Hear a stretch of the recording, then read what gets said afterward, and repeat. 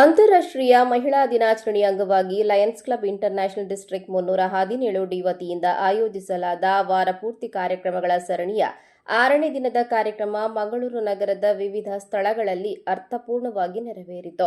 ಕಾರ್ಯಕ್ರಮದಲ್ಲಿ ಅಂತಾರಾಷ್ಟ್ರೀಯ ಮಹಿಳಾ ದಿನಾಚರಣೆಯ ಮುಖ್ಯ ಸಂಯೋಜಕಿ ಲಯನ್ ವಾಣಿ ವಿ ಆಳ್ವ ಅವರು ಬಂದಂತ ಅತಿಥಿಗಳನ್ನು ಪ್ರೀತಿಪೂರ್ವಕವಾಗಿ ಸ್ವಾಗತಿಸಿ ಕಾರ್ಯಕ್ರಮದ ಉದ್ದೇಶವನ್ನ ಸಂಪೂರ್ಣವಾಗಿ ವಿವರಿಸಿದರು. ಧರ್ಮಾವತಿ ಮೇಡಮ್ ಬಗ್ಗೆ ಮಾತಾಡೋದಾದರೆ ಬಹಳ 35 ವರ್ಷಗಳ ಸುದೀರ್ಘ ಸೇವೆಯನ್ನು ಪೊಲೀಸ್ ಡಿಪಾರ್ಟ್ಮೆಂಟಿಗೆ ಕೊಟ್ಟಿದ್ದಾರೆ. ಅವರ ಹಸ್ಬೆಂಡ್ ಕೂಡ ಶ್ರೀ ಪುರಂದರ್ ಅವರು ನಿವೃತ್ತ ಪೊಲೀಸ್ ಅಧಿಕಾರಿಯಾಗಿ ನಿವೃತ್ತರಾಗಿದ್ದಾರೆ. ಮೇಡಮ್ ತುಂಬ ಕರ್ತವ್ಯ ನಿಷ್ಠೆಯಲ್ಲಿ ಎತ್ತಿದ ಕೈ. ಕಳೆದ ಒಂದು ತಿಂಗಳ ಹಿಂದೆ ಒಂದು ಕೇಸಲ್ಲಿ ಆರೋಪಿ ನ್ಯಾಯಾಲಯಕ್ಕೆ ಹಾಜರಾಗದೇ ಇದ್ದಂಥ ಸಂದರ್ಭದಲ್ಲಿ ಅವನನ್ನು ಹಿಡಿದು ನ್ಯಾಯಾಲಯಕ್ಕೆ ಒಪ್ಪಿಸಿ ನಮ್ಮ ಪೊಲೀಸ್ ಆಯುಕ್ತರಿಂದ ನಗದು ಪ್ರಶಸ್ತಿಯನ್ನು ಕೂಡ ಪಡೆದಂಥ ಹೆಮ್ಮೆ ಇವರದು. ಇನ್ನು ವಿವಿಧ ಕ್ಷೇತ್ರಗಳಲ್ಲಿ ನಿಷ್ಠೆ ಮತ್ತು ಪ್ರಾಮಾಣಿಕತೆಯಿಂದ ಸೇವೆ ಸಲ್ಲಿಸುತ್ತಿರುವ ಮಹಿಳೆಯರನ್ನ ಗುರುತಿಸಿ ಈ ಸಂದರ್ಭ ಸನ್ಮಾನಿಸಲಾಯಿತು. ಇದರ ಭಾಗವಾಗಿ ಮೊದಲ ಮಹಿಳಾ ಸಾಧಕಿಯಾಗಿ ಬರ್ಕೆ ಪೊಲೀಸ್ ಠಾಣೆಯ ಎಎಸ್ಐ ಆಗಿ ಸೇವೆ ಸಲ್ಲಿಸುತ್ತಿರುವ ಧರ್ಮಾವತಿ ಪುರಂದರ್ ಅವರನ್ನ Lions district governor Lion Kudupi Arvind ಶೆಣೈಯವರು ಗೌರವಿಸಿದರು. ಅಂತಾರಾಷ್ಟ್ರೀಯ ಮಹಿಳಾ ದಿನಾಚರಣೆ ಅಂಗವಾಗಿ ನಮ್ಮ ಲಯನ್ಸ್ ಸಂಸ್ಥೆಯ ಮಹಿಳಾ ನಾಯಕಿಯರು ಇಡೀ ವಾರದ ಒಂದು ಕಾರ್ಯಕ್ರಮವನ್ನು ಹಮ್ಮಿಕೊಂಡಿದ್ದಾರೆ. ಇವತ್ತು ವಿಶೇಷವಾಗಿ ಬೇರೆ ಬೇರೆ ಕ್ಷೇತ್ರದಲ್ಲಿ ಗಣನೀಯ ಸೇವೆ ಸಲ್ಲಿಸಿದ ಮಹಿಳಾ ಸದಸ್ಯರಿಗೆ ಅವರ ಕೆಲಸದ ಜಾಗದಲ್ಲೇ ಹೋಗಿ ಸನ್ಮಾನ ಮಾಡೋ ಒಂದು ಕಾರ್ಯಕ್ರಮ ಇಲ್ಲೇ ಇವತ್ತು ಬರ್ಕೆ ಠಾಣೆಯಲ್ಲಿ ನಮ್ಮ ಧರ್ಮಾವತಿ ಮೇಡಮ್ ಅವರಿಗೆ ಒಂದು ಚಿಕ್ಕ ಸನ್ಮಾನ ಏರ್ಪಡಿಸಿದ್ದೇವೆ. ನನಗೆ ವಿಶೇಷವಾಗಿ ಬರ್ಕೆ ಠಾಣೆಗೆ ಒಂದು ನಂಟು, ಯಾಕೆಂದರೆ ನನ್ನ ಮನೆಯ ಪಕ್ಕದ ಮಾರ್ಗದಲ್ಲಿದೆ.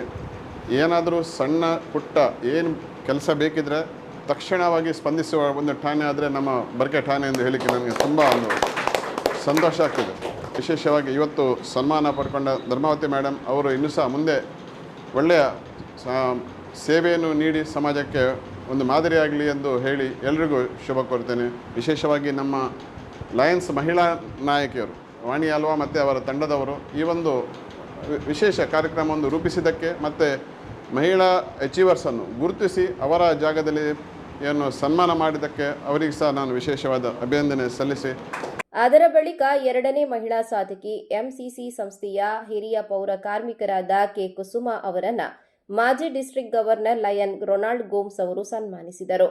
ನಮ್ಮ ಕುಸುಮಾ ಮೇಡಮ್ ಅವರು 2ನೇ ಮಹಿಳೆ.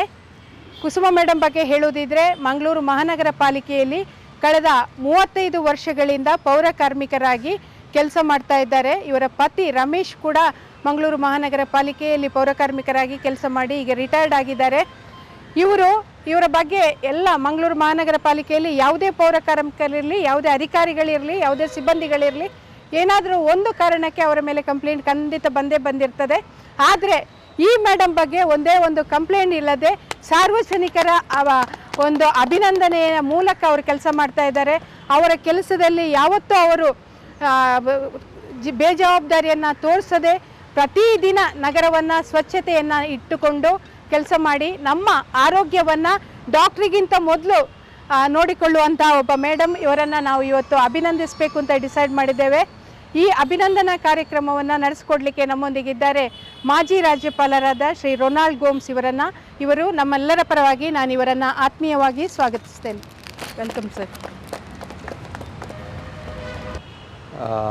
ಇವತ್ತು ಏನು ನಮ್ಮ ಲಯನ್ಸ್ನವರು ಒಂದು ವಾರ ಈ ಒಂದು ಸಪ್ತಾಹವನ್ನು ಆಚರಿಸಿದ್ದಾರೆ. ಅತ್ಯಂತ ಶ್ಲಾಘನೀಯ ವಿಷಯ ಅದು.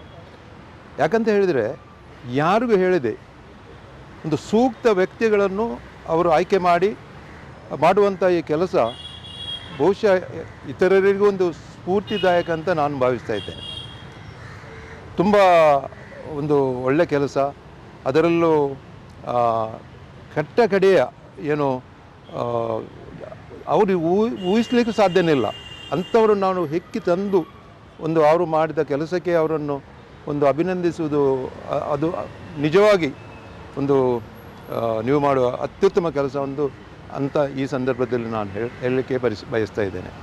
ಮೂರನೇ ಮಹಿಳಾ ಸಾಧಕಿ ಬಲ್ಮಠದ ಕೆಎಂಸಿ ಆಸ್ಪತ್ರೆ ಸಮೀಪದಲ್ಲಿ ಮಹಿಳಾ ಛಾಯಾಗ್ರಾಹಕಿ ಶಶಿಕಲಾ ಮನೋಜ್ ಅವರನ್ನ ಮಾಜಿ district governor lion Kavitha Shastri ಅವರು ಗೌರವಿಸಿದರು. ಬಲ್ಮಠದಲ್ಲಿ ಫೋಟೋಗ್ರಾಫರ್ ಆಗಿ ಸ್ವಂತ ಉದ್ಯಮವನ್ನು ಪ್ರಾರಂಭಿಸಿರುವ ಶ್ರೀಮತಿ ಶಶಿಕಲಾ ಇವರನ್ನು ನಾವು ಗೌರವಿಸಬೇಕು ಅಂತ ಡಿಸೈಡ್ ಮಾಡಿದ್ದೇವೆ. ಈ ನಿಟ್ಟಿನಲ್ಲಿ ಅವರ ಗೌರವವನ್ನು ನಡೆಸಿಕೊಡ್ಲಿಕ್ಕಿದ್ದಾರೆ ನಮ್ಮ ಮಾಜಿ ರಾಜ್ಯಪಾಲರಾದ ಶ್ರೀಮತಿ ಕವಿತಾ ಶಾಸ್ತ್ರಿ ಅವರು. ಇವರನ್ನು ನಾನು ನಮ್ಮೆಲ್ಲರ ಪರವಾಗಿ ಅತ್ಯಂತ ಗೌರವದಿಂದ ಸ್ವಾಗತಿಸ್ತೇನೆ. Welcome ma'am. Thank you privilege. Shashikala ಬಗ್ಗೆ ಹೇಳಬೇಕು ಅಂತ ಹೇಳಿದರೆ 18 ವರ್ಷಗಳ ಕಾಲ ದರ್ಶನ್ ಗ್ರಾಫಿಕ್ಸ್ ಇಲ್ಲಿ ನಮ್ಮ ರಾಜ್ಯಪಾಲರು ಈಗ ಅರವಿಂದ್ ಶೆಣೈ ಅವರ ಅಂಡರಲ್ಲಿ 18 ವರ್ಷ ಕೆಲಸ ಮಾಡಿದರು. ಆಮೇಲೆ ಈಗ ಸ್ಪರ್ಶ ಡಿಜಿಟಲ್ ಅಂತ ಅವರದ್ದೇ ಓನ್ ಉದ್ಯಮವನ್ನು ಪ್ರಾರಂಭ ಮಾಡಿದ್ದಾರೆ. ಎಲ್ಲಕ್ಕಿಂತ ಹೆಚ್ಚಾಗಿ ಒಂದು ಲಯನ್ಸ್ ಕುಟುಂಬಕ್ಕೆ ಇವರೊಬ್ಬರು ಆದರ್ಶ. ಯಾಕೆಂತ ಹೇಳಿದರೆ ಪ್ರತಿ ಕೆಲಸ ಏನೊಂದು ಹೇಳಿದರೆ ಸಾಕು ಅಲ್ಲಿ ಶಶಿಕಲನ ಹತ್ರ ರೆಡಿ ಆಗ್ತದೆ. ಅಷ್ಟು ಲಯನ್ಸ್ ಬಗ್ಗೆ ಎಲ್ಲವನ್ನ ತಿಳ್ಕೊಂಡಂತ ನಮ್ಮೊಬ್ಬರು ಆತ್ಮೀಯ ಮಹಿಳೆ ಅಂತ ಹೇಳಲಿಕ್ಕೆ ಹೆಮ್ಮೆ ಪಡ್ತೇನೆ. ಎಲ್ಲೋ ಹೋಗ್ತೇವೆ, ಯಾರ್ಯಾರನ್ನೋ ಅಭಿನಂದಿಸ್ತೇವೆ, ನಮ್ಮವರನ್ನು ನಾವು ಮರಿತೇವೆ.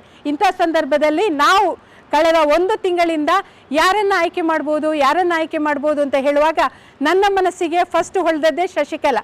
ಯಾಕೆ ಅಂತ ಹೇಳಿದರೆ ಗಂಡಸರು ಮಾಡಿ ಫೋಟೋ ಹಿಡ್ಕೊಂಡು ಹೋಗ್ತಾರೆ ಫೋಟೋಗ್ರಫಿ, ಆದರೆ ಈ ಹುಡುಗಿ ಫೋಟೋಗ್ರಾಫರ್ ಆಗಿ ಹೋಗುವಾಗ ನಾವೆಲ್ಲ ಅವರನ್ನು ತುಂಬ ಖುಷಿಯಲ್ಲಿ ಅಭಿಮಾನಪೂರ್ವಕವಾಗಿ ನೋಡುವಂಥ ಒಬ್ಬ ಮಹಿಳೆ. And this is indeed a wonderful program, especially when you are honoring Shashikala.